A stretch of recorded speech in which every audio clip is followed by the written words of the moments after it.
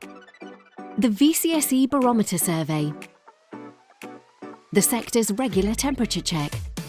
Informed by VCSE organisations for VCSE organisations nationwide. Unlock insights for impact.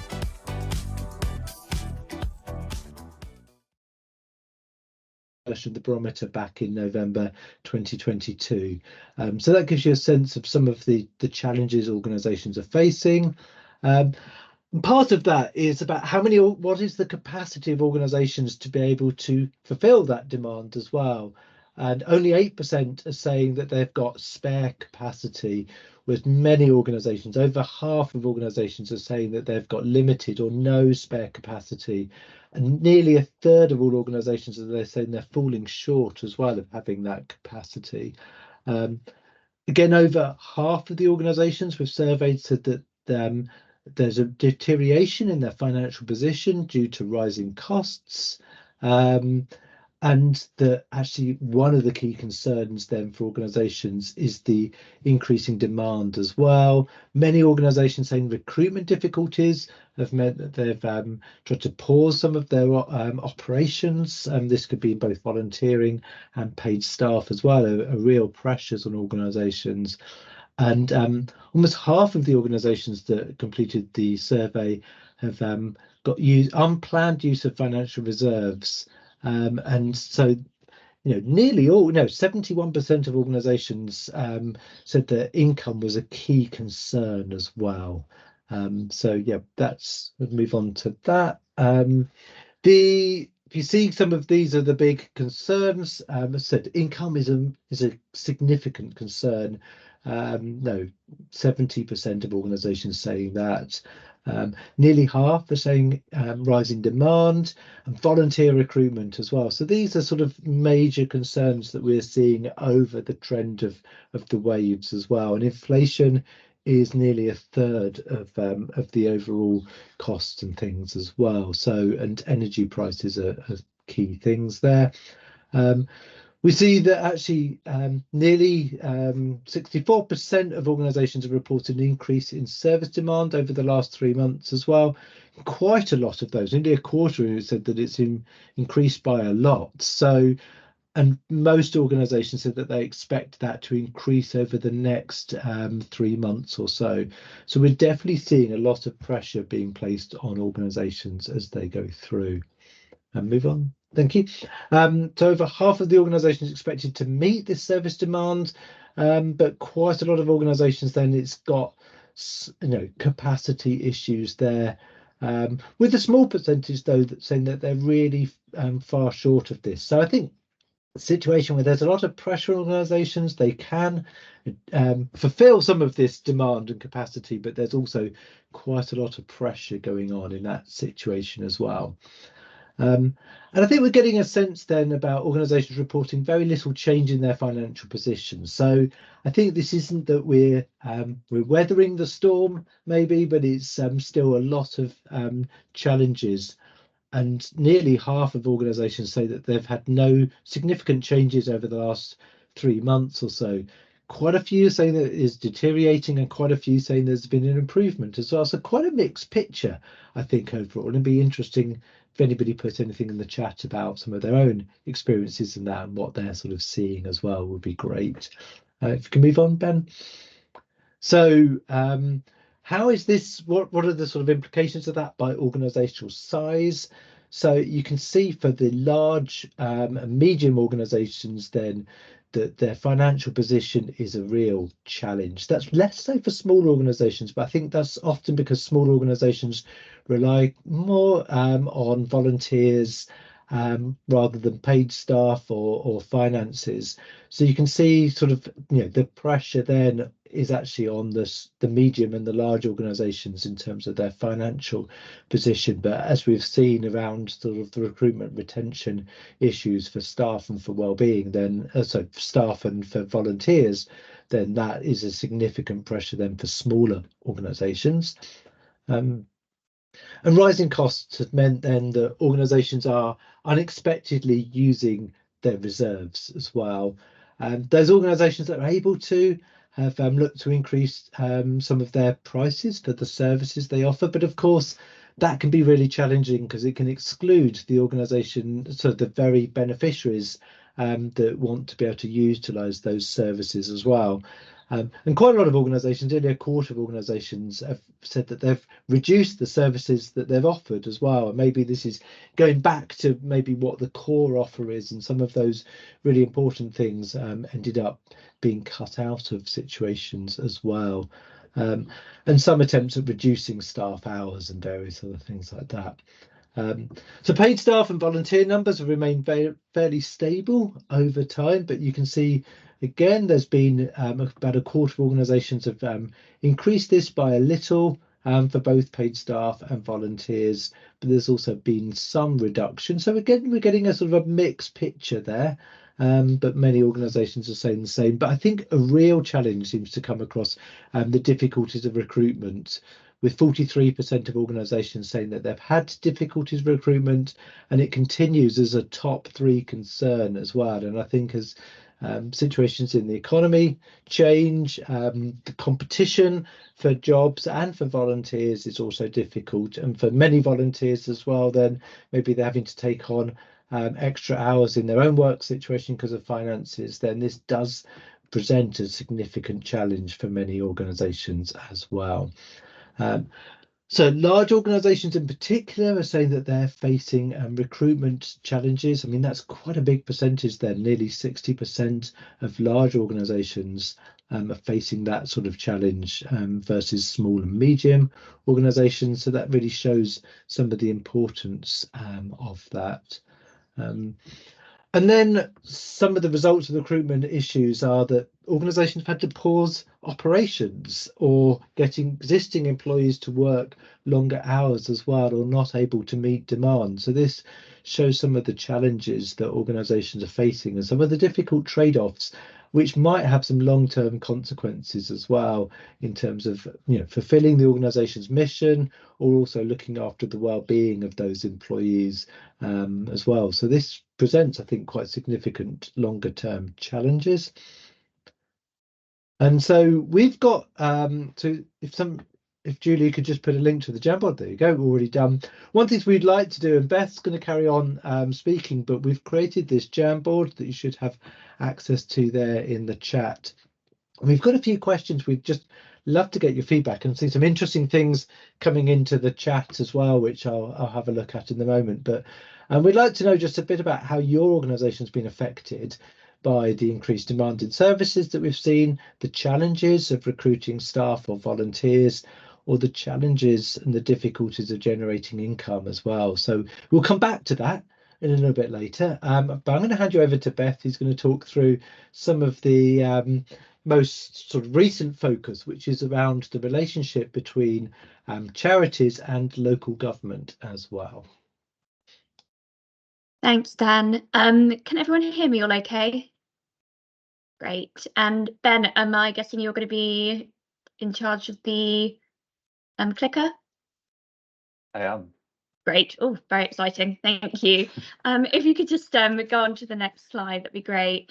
Hi, everyone. As Dan mentioned, my name is Beth Kipson, and I'm here as part of Pro Bono Economics. And we're really lucky we get to work with Nottingham Trent to work on the barometer. We are a charity that works alongside charities and social enterprises, and we apply economic methods in order to help them understand and measure impact. Another part of our work is really what I'm going to be talking to you today about, which is where we undertake wider research about the sector itself and issues that are important to it. So working alongside Nottingham Trent and to work on the quarterly VCSE barometer survey is a big part of our work. And this is the 5th wave, and as well as looking at kind of those key questions that come up every wave, as Dan explained there, we also have these big topical questions which change each quarter. Last quarter it was on well-being, and this one was on the relationship between charities and local government. Brilliant. And clearly, as we all know, that this survey was sent out at a time when local councils, particularly across England, were really reaching a crisis point. I noticed that a few of you in the chat mentioned you were from Scotland, so perhaps one of those questions about your experiences in Scotland would be really interesting to hear a little bit more about. But yeah, as I say, the survey was sent out when we're really seeing this kind of crisis point across local councils. We've got 1 in 5 council chief executives and leaders surveyed at the end of last year who think it likely that their council will have to issue a Section 114 or effectively declaring bankruptcy this year coming. We're also seeing 2/3 of councils cutting spending on key services. So one of the questions that we were really thinking about when it came to the topical question was, well, what's the relationship been like between local government and charities? And what is the impact going to be, if any, on charities' ability to meet their objectives? And here what we'll see is that actually the relationship is really important. And out of those who work with local authorities, but I think it's about, which is about 60% of overall respondents, 87% of those who work with their local authority think it's important to achieving their charitable objectives. And we've actually got 38% go so far as to say it's critical and important. And a big part of this relationship, a big part of this importance is really in terms of finance. We know that through the awarding of grants and contracts, local government has for many years been an important income source for many. However, we also know that this income source has been in decline. And this has been long term, even before really the current crisis in local government has reached its peak. It's been in decline for over a decade, with a 23% real-term drop in charity income from local government. And this equates to roughly a cumulative loss of 13.2 billion. And from looking through the responses, from analysing the data, this decline is now expected to not only continue, but accelerate. Almost 3 in 10, around 28% of charities that work with local authorities expect their funding to fall over the next 12 months. And this is as councils really grapple with ever tightening budget constraints. And Tim, that goes to your point in the chat here about thinking about kind of longer term future funding expectations as these budgets really get published later. So again, we're talking a little bit, it's a very brief overview, but we're talking about just there was about the grants and about contracts, but we also know, particularly from your responses, that the relationship between local authorities and charities go way beyond that of funder and beneficiary. We're really seeing that the consequences of the decline in local authority provision can take on many different forms. And this is a key part because nearly half of charities that work with local authorities have a financial relationship with others. About 6 in 10 receiving clients, service users or members as a result of council signposting or making referrals. We also know that cuts to local authorities may actually have an impact on physical assets and maintenance of charities. As of the charities that responded to the sector survey, 13% are local authority tenants, and 22% of those who work with local authorities responded that they are also tenants or operate out of a local authority property. When we were looking through the kind of the conversations that were being had, there were comments coming up a lot about concerns about eviction or about being forced to reside in unsuitable buildings where we've seen, for example, roofs falling in and floors deemed unsafe, and really considering here the knock-on effect of that, not just on the sector, but on service users themselves. So here we've got a real kind of one of the quotes that really stood out for me when we were writing up the report was this one here. We're talking here about how even when charities don't derive an income from local government at all, they're still really bracing themselves. And with 2 and 3 councils cutting services spending across England and Wales, additional demand is being generated for charity services to pick up more. And we're seeing that about 1/3 of charities that derive no income at all from local government, but still work with councils, are kind of bracing themselves, and they're rating it as a moderate to high risk for their organisations and organisations kind of functioning going forward. And this kind of going back to the previous point when we were looking at Dan's part of the presentation, this additional demand is arriving on the horizon at a time when around 1/3 of charities still say they do not expect to be able to meet demand over the coming next 3 months. And here we're kind of getting a little bit more into the kind of the nitty-gritty of what we mean when we're talking about relationships. What does the relationship with local authorities kind of really look like? And actually, I was really pleasantly surprised when I was reading through the responses and looking at the survey, was that actually there seems to be a pretty good relationship between councils and charities. And these relationships, from looking at the qualitative responses, have really strengthened into a partnership, particularly in the wake of COVID-19 and the pandemic. And this really, we got the sense that this was a crisis which threw kind of both councils and charities to kind of work together in a really good effect. And we're seeing that result here with a huge portion saying that actually their relationship is excellent or very good with the local authorities. However, when you kind of dig into the data a little bit more and you look at the qualitative responses, there are concerns that these relationships are kind of fraying, because with redundancies and turnover leaving councils with less experienced members of staff and with fewer resources, they're not quite so able to leverage these really strong and powerful relationships, and their ability to coordinate across the sector is fraying a little bit more.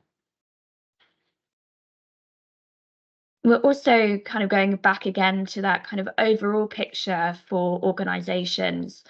These challenges are arriving at a time when actually we are seeing a slightly more positive picture, relatively speaking. After consecutive years of crisis, we're seeing that large, medium and small charities across the country, across the UK, are really seeing some kind of recovery. And again, it's kind of going back and looking into that data in a little bit more detail. And this recovery is coming at a piecemeal pace, and it's really kind of taking a step back and seeing the sector as being very resilient and willing to continue and continuing on. And the majority of charities are now expecting to meet demand. However, they're doing so with limited or no spare capacity.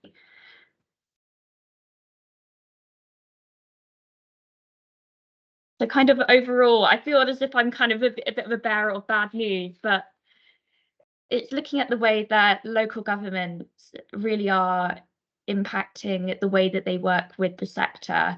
And more than half of charities that work with local government have said that the current financial situation poses a moderate or high risk. Now, what this risk actually means and what charities are doing now to kind of navigate that is another question.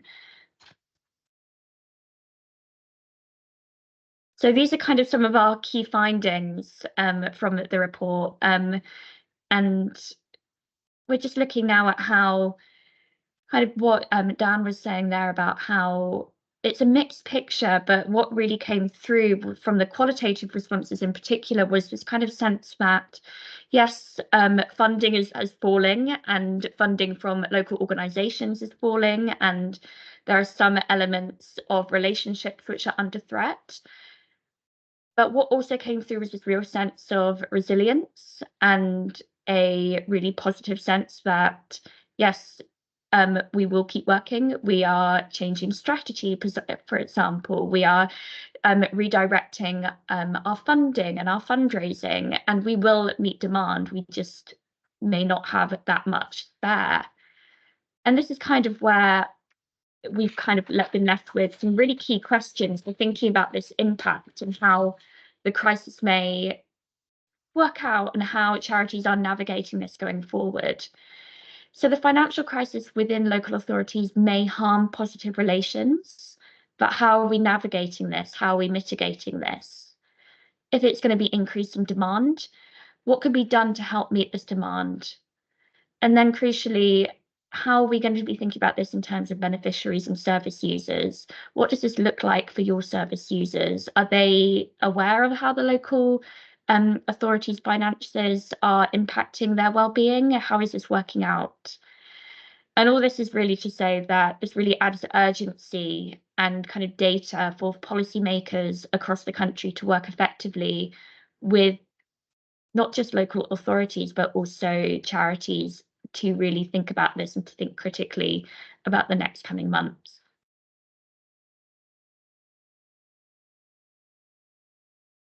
And then that. Great. So that's the end of our presentation. There's some links there, and hopefully you've received some of the reports and the other things like that from the emails as well. And just, yeah, first of all, so just like to say thank you very much again for participating in things. Ben, maybe.